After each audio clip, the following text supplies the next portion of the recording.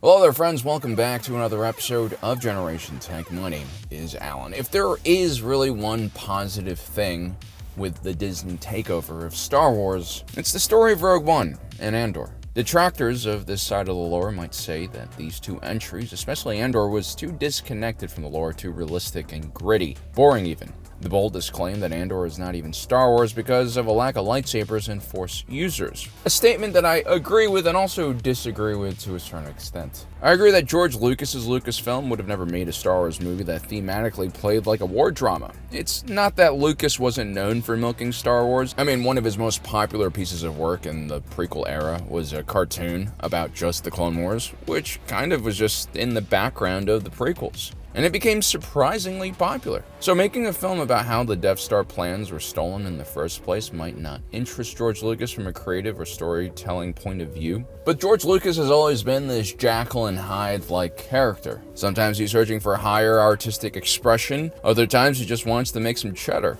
No, the real issue with Rogue One and Andor is thematically and from a tone standpoint, it doesn't fit in with the rest of George Lucas's storytelling style. George Lucas is all about the grandiose, epic moments. His films deal with heroes and heroines, the fate of the galaxy, hanging on a string, that kind of stuff. I've always seen him as an individual who's perhaps a bit too bored to really dwell on the lives of the ordinary citizens living within the galaxy he's created. And to be honest, most film creators of his time who came up in the 70s didn't either. Movies were a bigger thing back then, a complete escape from reality rather than an overused medium that we can now view on handheld devices. Movies, storytelling, they've all evolved with the times, and if you're really successful from a financial and artistic standpoint like George Lucas, well, you don't really need to change your style that much. Artificial intelligence promises to be one of the most powerful tools ever invented by humanity, and in its nascent stage, there's no better place to experience it than in the field of image generation. Apps like our sponsor for today, Wirestock, can create images based on prompts that are inputted by the user. As a small content creator, the implications of a learning network that can generate images on demand based on what I need, well, that is huge. I'll be able to afford to create images that I otherwise would not be able to afford. Wirestock is always holding competitions for AI image generation, and most recently they had a challenge for their users to make an AI-generated Star Wars ship. The challenge is free to participate in, and the winner gets a prize of $500. I naturally try to combine one of my favorite real-life warbirds, the A-10 Thunderbolt, with the T-65B X-Wing. And here are the results. Now granted, I am a bit new at writing prompts for AI, but you can see in these two pictures a four-wing variant of what looks like an A-10, or in this second picture, an A-10 with an extended nose, just like an X-Wing. It's truly amazing how quickly the AI is able to understand what I'm looking for, and with a bit of fine-tuning, you can create exactly what you want. And Wirestock will even allow you to sell these photos that you have created on their platform. If you guys want to check out what AI image generation is all about, check out the link in the description down below for more information. Also, you can use our promo code GTECH, that's all caps, for a 20% discount off of a premium account. Thank you for your patience. On to the rest of the video.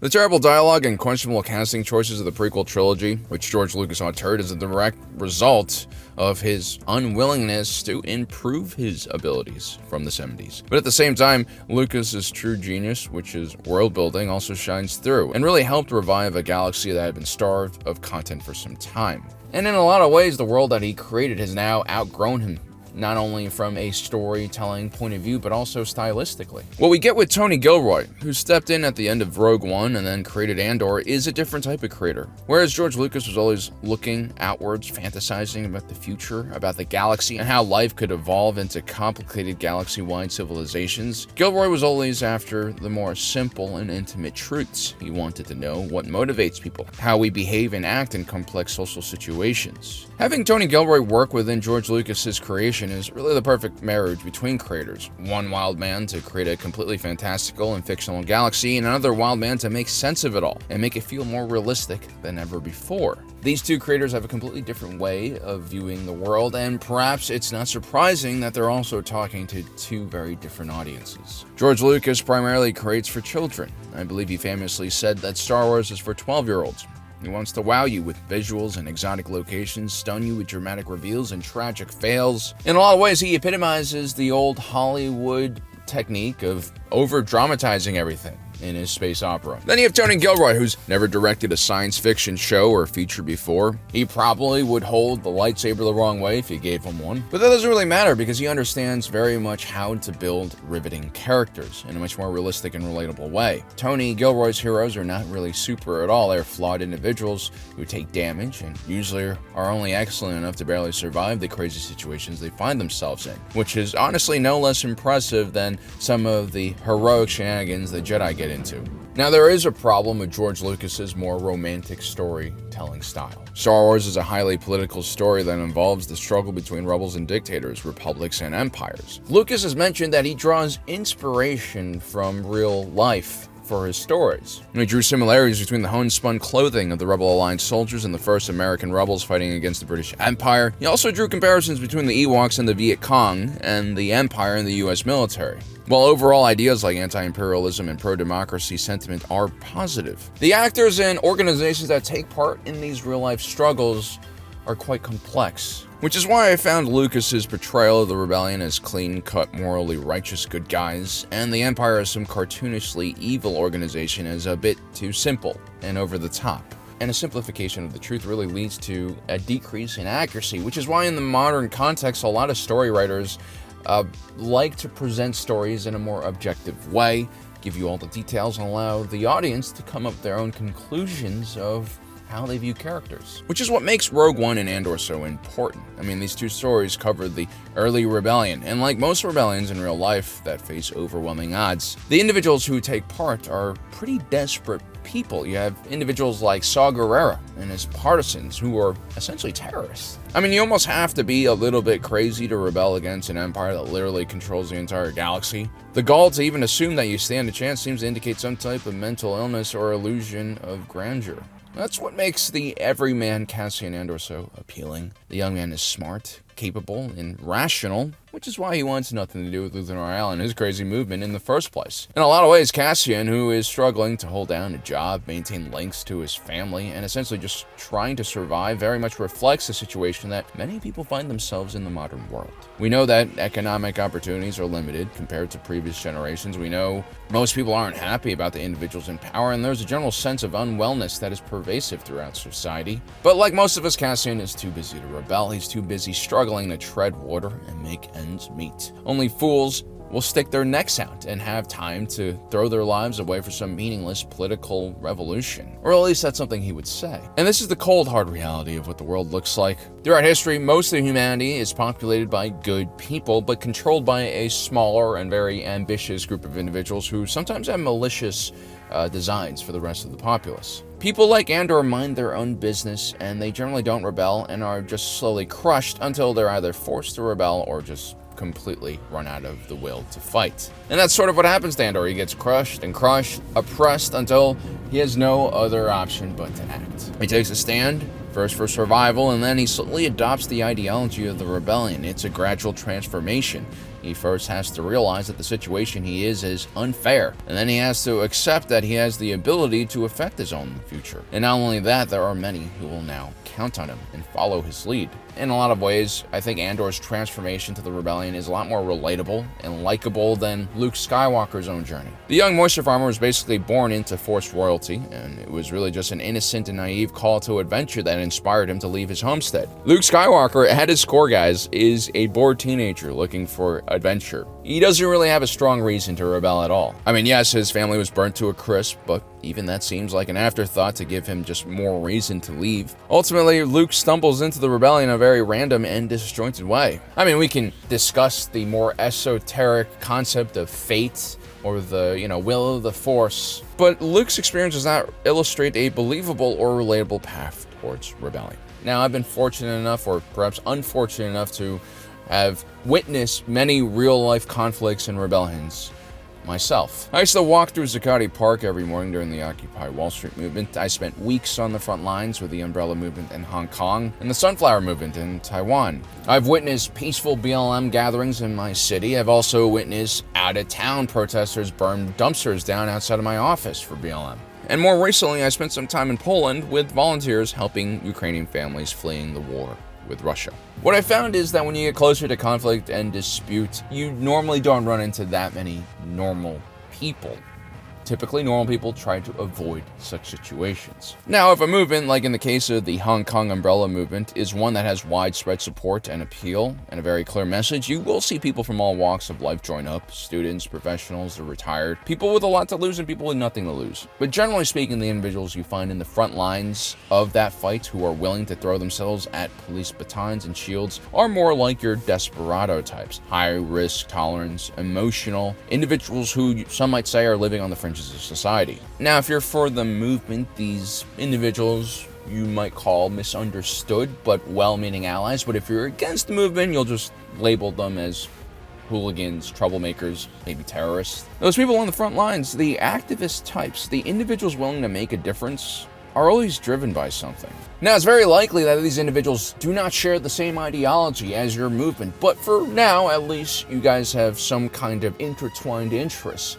And more importantly, these individuals in these extreme organizations, they can withstand a lot of hardship because of their beliefs. And you know, being able to withstand hardship is really important when you join a rebellion. I mean, even in the best of times, life in a military force can be difficult. I mean, the thought of being stationed on Minbam makes me shudder. But you know what's even more terrifying? The logistical situation within the Rebel Alliance. I mean, look at what happens to poor Nemec after that heist. Their medical extraction plan for this mission reminds me more of Reservoir Dogs than a military operation. As terrible as Minbam was, at least a KC-vac was always an option, and you at least had a mess and a relatively safe place to sleep in. I mean, you guys remember the first time we saw Andor, right? Do you remember what happened to him when his informant, who was wounded, almost fell into enemy hands? Cassian had to execute him. This type of grittiness, the high stakes of the rebellion, the lack of trust that Cassian had for his fellow operatives is really a much more honest take of what a rebellion actually is. And this is something that George Lucas is abysmal at getting across to his audience. All we see in the original trilogy is the rebels just winning. A handful of rebel fighters destroying an entire moon-sized space station. We see a bunch of ragged rebel troopers and walking teddy bears dismantle one of the most technologically advanced military forces the galaxy has ever seen, with minimal casualties and losses. And when there are casualties and losses, we don't even see any scenes of them mourning those losses. It's as if no one really cares. But there are plenty of award ceremonies and hugs and victorious reunions. If you grew up watching stuff like this, your view of war and rebellion might be completely off. Perhaps it's the glorification of war that we see in Star Wars and other films that inspired America to launch 2 costly invasions in the Middle East. I mean, Star Wars is definitely not anti-war, right? But it does seem to suggest that rebellion is somehow easy and fun even, and it completely justifies the mass murder of your enemies. And given the fact that the entire Clone Wars is fought between droids and 9-year-olds, it's possible that Star Wars is even suggesting that war is fun for kids. And whatever consequences that our heroes face can be rectified by prosthetic limbs and second chances. Something that doesn't really happen in Andor at all. I mean, people die all of the time. As a matter of fact, more people die in Rogue One than survive. And that is the truth. When you send a small rebel team to the surface of a highly guarded Imperial planet and Darth Vader and Tarkin show up with the Death Star in orbit, you're supposed to take heavy casualties. Rebellions are supposed to suck so bad that only really life-changing experiences will make you join up. Remember that speech, that beautiful long speech that Luthen Rael gives in the sewers of Coruscant? That single episode, One Way Out, from Andor, is, in my opinion, the finest narrative work in the entire Star Wars collection. In the episode, Luthen Rael's speech was Tony Gilroy's homage to the damned rebel. This was not a speech about why rebellions are important. There are plenty of speeches about that, and there's even one in that episode that's really good. We'll talk about that in a little bit. Instead, Luthen Rael's speech laments what he's lost so far because of the rebellion. If anything, it's a warning about the high toll that a rebellion takes on the individuals who are crazy enough to partake in it. I wake up every day to an equation I wrote 15 years ago from which there's only one conclusion. I'm damned for what I do. And the heroism of Luthen Rael is that he completely understands the situation he's in. My anger, my ego, my unwillingness to yield, my eagerness to fight, they set me on a path from which there's no escape. It's kind of like watching a man heroically hold a gigantic boulder above his own head to save others, knowing full well that that boulder will one day collapse on him and crush him to death. I yearn to be a savior against injustice without contemplating the cost, and by the time I look down, there's no longer any ground beneath my feet. What is my sacrifice? It's really Luthen Rael's acceptance of death that puts him in the same league as these other desperados. I mean, I think most people who look at rebellion in a very romantic way are not willing to make these sacrifices. I'm condemned to use the tools of my enemy to defeat them. I burn my decency for someone else's future. I burn my life to make a sunrise that I know I'll never see.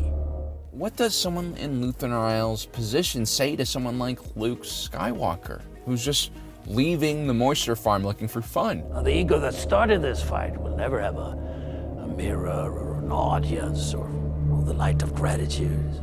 So what do I sacrifice? Everything!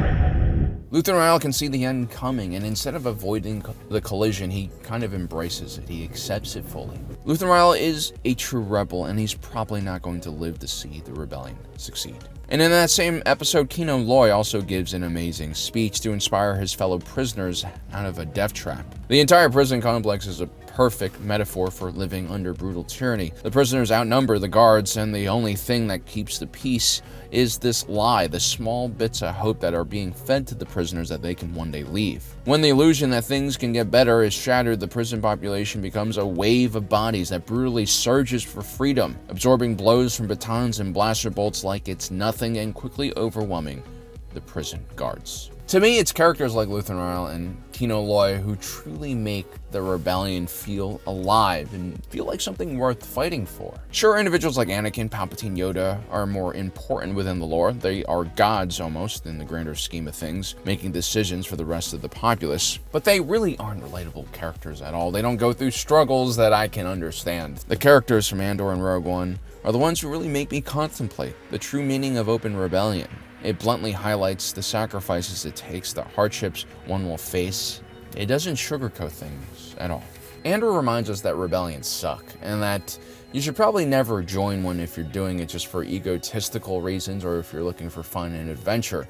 As a matter of fact, if you do go into rebellions looking for that, you'll be forced to dig deep and look for a deeper existential reason to fight. Otherwise, you will leave the rebellion. Well, guys, I hope you enjoyed today's video. Don't forget to subscribe, hit that notification button down below so you don't miss out on the rest of our awesome content. As usual, my name is Alan, reminding you that my allegiance is to the Republic, to democracy. See you next time.